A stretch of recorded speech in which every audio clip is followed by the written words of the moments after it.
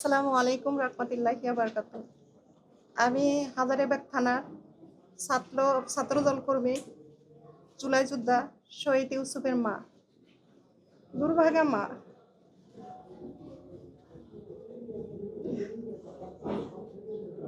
5 আগস্টে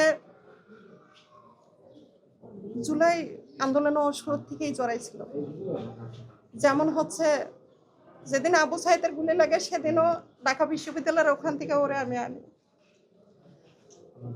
4 আগস্টে যখন জিগাতলায় মিছিলের সামনে গোলাগুলি হয় সেখানেও সে যায়, সেখান থেকেও তাকে আমি নিয়ে আসি। কিন্তু 5 আগস্টে ওর শেষ বিদায় নিয়ে যায় আমার কাছ থেকে। ও বইলাই যায় যে মা আমি শহীদ হইতে যাইতেছি, আমি ইনশাল্লাহ শহীদ হয়ে ফিরবো। তো আল্লাহ তাআলা না ওর কথাটা খুব শিগগিরই লেখা ফেলাইছিল, কারণ ও নিষ্পাপ ছিল। আমি কিন্তু একজন অসুস্থ, আমার ডান পাশের বুকে টিউমার আছে, আমার কিডনিতে একবার আমার ইউসুফ থাকা সত্ত্বে পানি আসছিল, এখন আবার সেই সমস্যাটা আবারও দেখা দিয়েছে। আমি ভীষণই অসুস্থ।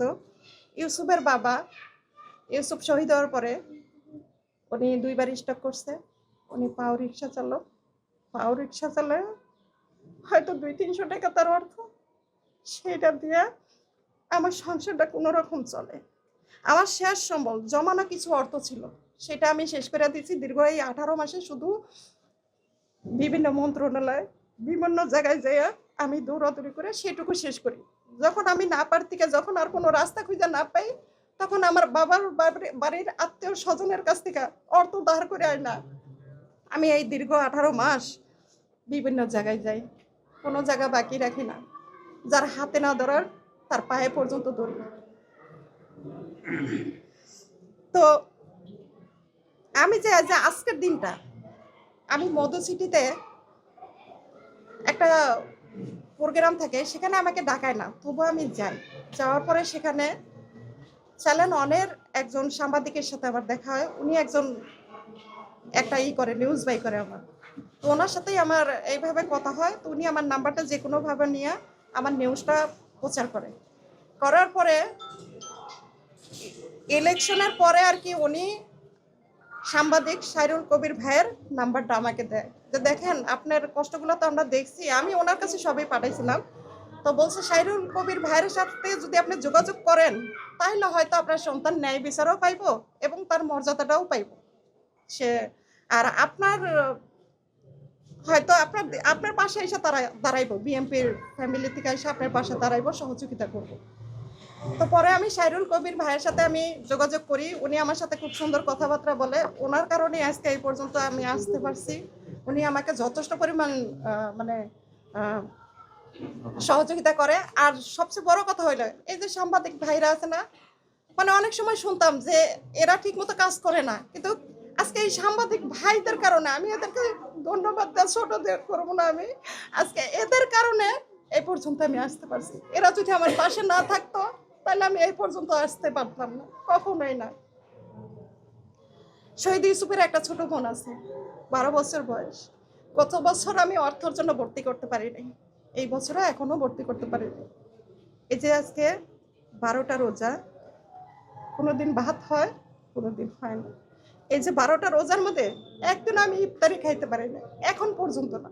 হয়তো পান্তা কটা ভাত আর নাইলে শুকনা কটা মুড়ি, এর থেকে বেশি কিছু আমার জোটে না। নিচে তো যেমন তেমন করে 2 বয়স্ক বুড়া বুড়ি খায় নেই, কিন্তু আমার বাচ্চা মেয়েটা যখন ইফতারির সময় হয় না, তখন ওর মুখের দিকে আমি তাকাইতে পারি না।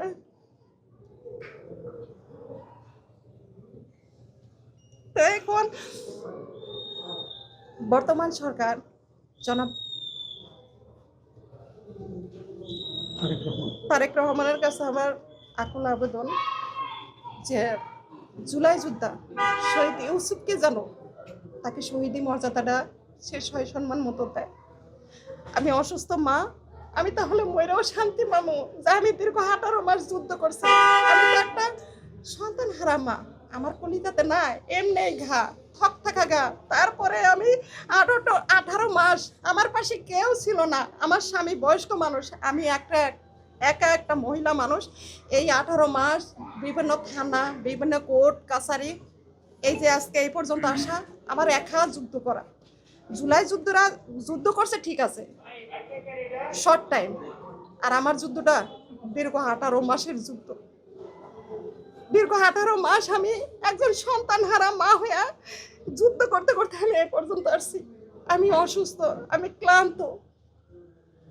তা আমি এখন এটাই বলবো যে ইউসুফের ছোট বোনের দায়িত্ব বর্তমান প্রধানমন্ত্রী জনাব তারেক রহমান যেন মোহনা আক্তার ইকরার দায়িত্ব নেয়। আমার কোনো বসত বাড়ি নাই, আমার কিছু নাই, আমি যেন শেষ বয়সটা আমি সম্মানের সাথে চলতে পারি, সে যেন আমাকে সেই ব্যবস্থাটুকু করে দেয়, এবং কি আমার চিকিৎসার দায়িত্ব যেন সে নেয়।